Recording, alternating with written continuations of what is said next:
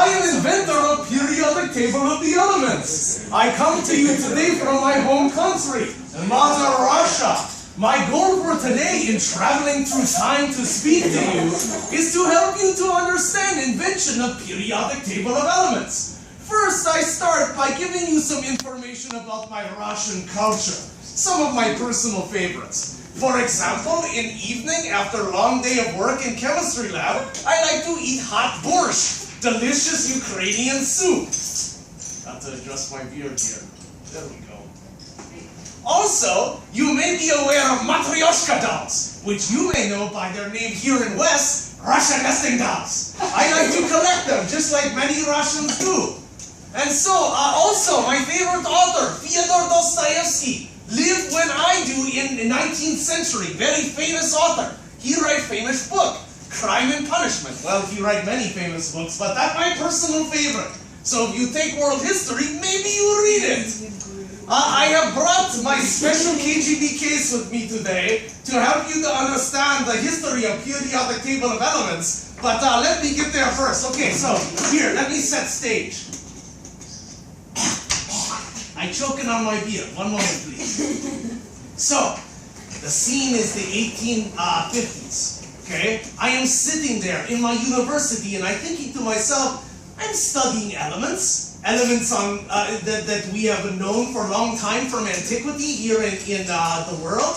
And I say to myself, this is interesting. I'm looking at these elements and I am noticing that when they have similar weights, they also have similar things that they do, like certain properties like malleability or ductility or luster or conductivity. And I am saying to myself, wouldn't it be interesting for chemists all around the world to have opportunity to organize these in ways that help them to understand? So I say to myself, what if I make a table? And I did just that. I made table in 1869. It works out pretty well, and in 1871 I publish it. I have small picture of it here.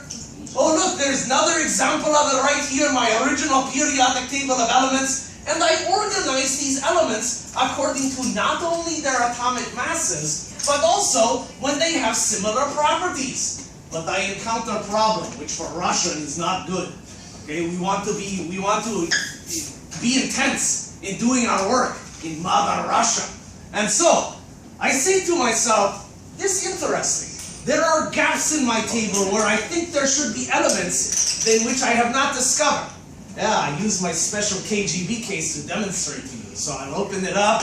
It's going to glow when I open it. Okay, be prepared. Oh, here is a set of elements. Once again, I'm choking on my beer. Now, I will pass this around classroom so that you can see what's going on. However, let me point out some key features. First of all, do not open container, okay? Because many elements might have properties that could be damaging to your personages. Okay, so we don't want you to get severe case of death or get yourself perished. Some of these cannot be opened because they're very dangerous if they be opened, so you see they in sealed containers. Be very careful with them. There is one element that I want to point out to you right here. It's named after Germany. It's called germanium. Okay? Germanium was not discovered during my time. In fact, I predicted the existence of germanium. It was not discovered until later, until late 1870s. And I say to my colleagues, hey colleagues, while we are sitting here eating our borscht, I say to them, there are gaps in my periodic table that I predict elements go there. And germanium was example. And they say, you crazy, Dmitri Mendeleev.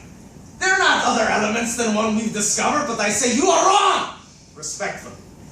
And so, later on, unfortunately, after my death, you see I've been leapfrogging through time to get to here to describe this to you.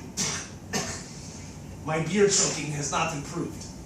And so, after my death, I am vindicated because they discovered germanium and gallium, two elements that I predict should be on periodic table, that I find out actually are. And so, I will pass this case around. Please do not open anything because I don't want you to get yourself perished. I start over here with this student. Hello. Here you go. Okay, and so it will take some time for it to go around classroom, but you can look at them and get an idea of what certain elements look like. Now, before I go, let me point out some legacy photos that people have collected over the time of my life.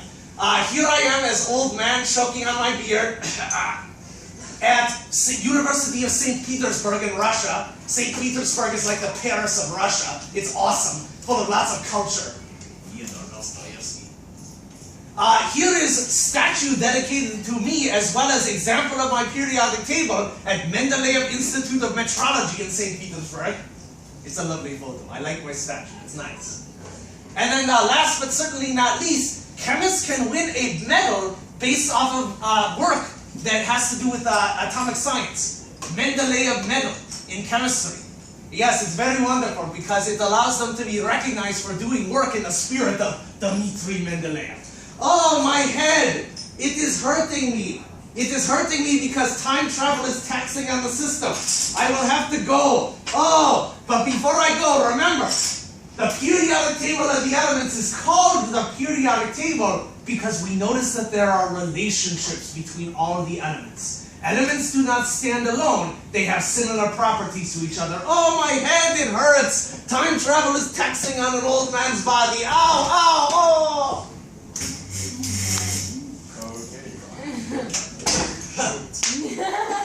Right up your nose. When he comes back. I don't know what to do. Stop. Hey everybody, thanks for waiting. Sorry that I had that meeting. And so now that I'm back, we can begin talking about the periodic table today. Oh yeah, I don't know, since I may not have time to talk about this, okay, since I just had that meeting. So if you want to ask me a little bit about the inventor of the periodic table, Dmitri Mendeleev, you can. I'd love to tell you about him. He was a pretty cool guy. He collected matryoshka dolls. Anyway, so what are we going to do today? Well, the key aspect of the periodic table is the word periodic. Periodic means that things have things in common, but they might be different with those things. I mean, we noticed that last time we were in class when we were talking about conductivity. Remember how some things with the little conductivity meter beat louder and some beat softer? That was a rough way that even though a metal is conductive, there might